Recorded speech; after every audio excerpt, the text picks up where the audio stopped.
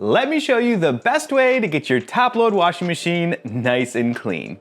The first thing I like to do is make sure the machine is completely empty, so make sure there's no loose socks left behind. Next, I like to take out some of the parts here on the machine that are easily removable. For instance, we have the agitator center here. There's usually a fabric softener area, and that center will pop out, and this will reveal a ton of dirt and grime. And many times this can cause a little bit of stinky odors coming from your machine as well. So we'll pop off the top there. Another area is the liquid bleach dispenser here. This actually, if you put your hand behind the back, will pop out.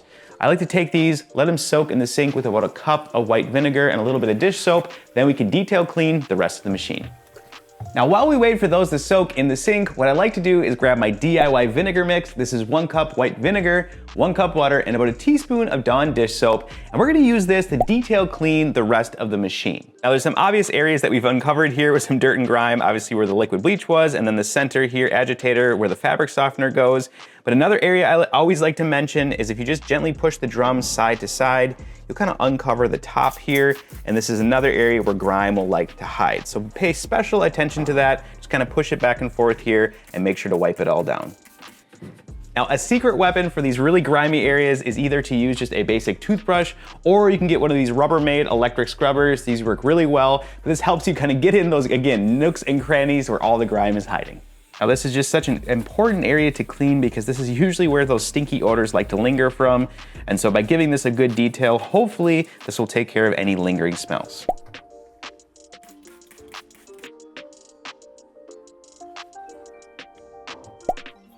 An extra step I like to do, and you don't have to do this, but I like to grab a pipe cleaner. Coming real close, I'll show you. Now, where the liquid bleach dispenser is there, you'll notice that there's some slots where the bleach enters the drum. I like to just take one of these, clean all those out. A lot of times they'll get clogged with hair and fuzz and things, and this will help your machine run better. Now, a big difference between top loaders and front loaders is usually a top loader's water level doesn't go real high in the drum. There's usually an area where it kind of stops at. So this kind of top edge here, I do like to spray down with the vinegar mix and then just come through with just a scrub mommy and just give everything a good scrub, just because gunk and grime kind of will like to just sit there because there's not water continually flushing that area. So now that the inside is nice and scrubbed, we're gonna go back over to the sink and give those components that we took out a good clean. Now, these areas can be a little bit challenging, especially the fabric softener, because sometimes they don't come apart, and fabric softener just really likes to get gunky and stick to the edges.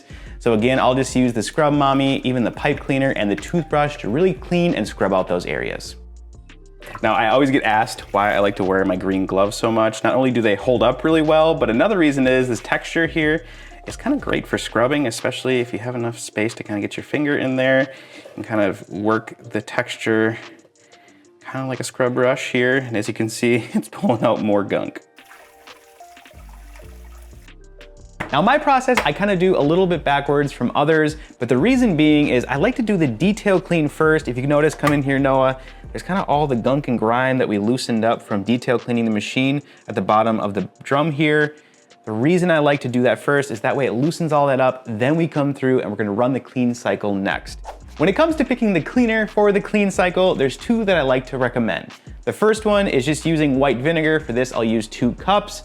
Or the other thing you can use is these active washing machine tablets. I use these in my front load washing machine video, and I use them at home as well, and I really like them. You actually get a full year supply, so quite a bit. I think these come down to I think they're around 72 cents a piece. So they're very cost effective and they do a good job. For this wash, we're gonna use the active tablets here, but one thing I just wanna make very clear is it's really a one or the other when selecting your cleaner. Don't use the vinegar and the tablets together. Just choose one and use that for the clean. But when it comes to actually using them for the clean, it's all the same. If you're gonna use the tablets, just drop that into the actual machine here, or if you're gonna use the white vinegar, just add the 2 cups to the drum. Then we're gonna come over here and make sure to run a regular load on the heaviest setting we can, then make sure that the water is on hot, and then the water level we wanna make sure fills up as much as possible. That way the entire drum can soak with the cleaner. Something I do like to mention, if you have an older machine like this one here, you'll notice in the drum, the water has completely filled up to the top here.